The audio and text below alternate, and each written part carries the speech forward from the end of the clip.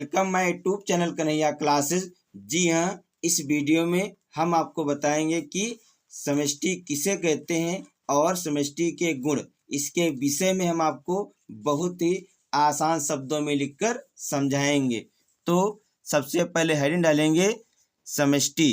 इसमें लिखेंगे एक निश्चित भौगोलिक क्षेत्र में किसी नियत समय पर निवास करने वाले एक ही प्रजाति के जीवधारियों की संख्या उस जीव की समष्टि कहलाती है।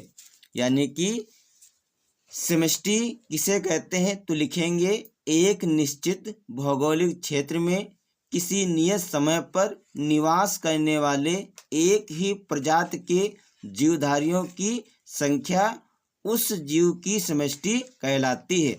समष्टि माने होता है समूह, यानी कि जीवों का समूह, और व्यष्टि माने होता है एक जीव।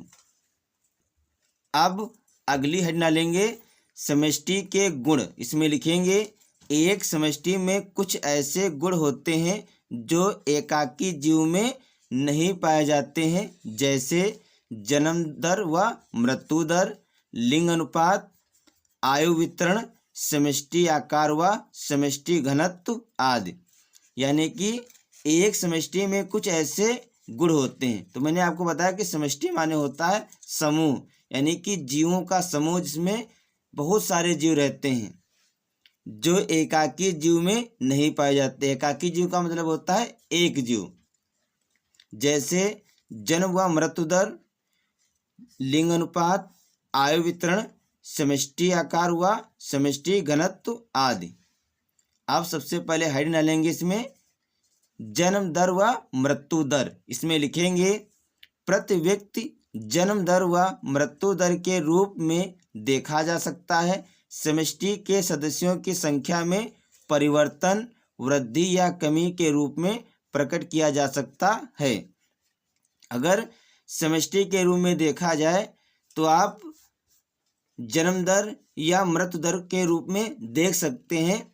जो समष्टि इसमें जो संख्या होती है उसमें उसके परिवर्तन में वृद्धि या कमी के रूप में उसको देखा जा सकता है।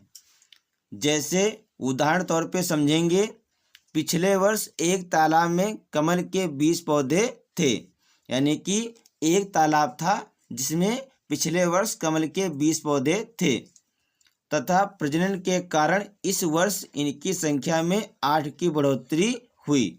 यानी कि एक तालाब है जिसमें 20 पौधे थे पिछले वर्ष, प्रजनन के कारण इस वर्ष इनकी संख्या में 8 की बढ़ोतरी हुई। तो इस प्रकार वर्तमान में कितने पौधे हो गए? 28 पौधे। अगर प्रतिशत में देखा जाए तो कितना होगा? 0.4% की वृद्धि हुई है। अब अगर दूसरा एग्जाम्पल देखें तो अगर प्रयोगशाला में फलों की मक्खी की समष्टि में 40 मक्खियां हैं, माना एक सप्ताह में इसमें से 4 मक्खियां मर जाती हैं, तब उस समय मृत्यु दर यानी कि 4/40, इसको भाग करें कितना आ जाएगा? 0.1% जीव प्रति मक्खी, यानी कि इतने की कमी हो जाएगी। इतने परसेंट मक्खियां मर जाएंगी। कितने परसेंट? 0.1%। तो ये एग्जाम्पल हो गया मृत्यु दर का, और जो ये वाला एग्जाम्पल है ये जन्म दर का है। अब हेडिंग डालेंगे लिंग अनुपात। यानी कि जो समष्टि है उसमें लिंग अनुपात का कैसे पता लगाएंगे। तो इसमें जैसे एक जीव को नर या मादा के रूप में देखा जाता है। यानी कि अगर एक जीव है तो उसे या तो यह नर होगा या तो क्या होगा? मादा होगा। तो कह सकते हैं एक जीव को हम नर या मादा के रूप में देख सकते हैं। लेकिन समष्टि में लिंग अनुपात का गुण होता है, क्योंकि समष्टि में बहुत सारे जीव होते हैं, इसीलिए इसमें लिंग अनुपात का गुण होता है। जैसे 40% समष्टि मादा और जैसे 60% समष्टि मादा और 40% नर है। लिंग अनुपात 940 के रूप में अभिव्यक्त करने का अर्थ है कि नियत समय में 1000 पुरुषों पर स्त्रियों की संख्या 940 है।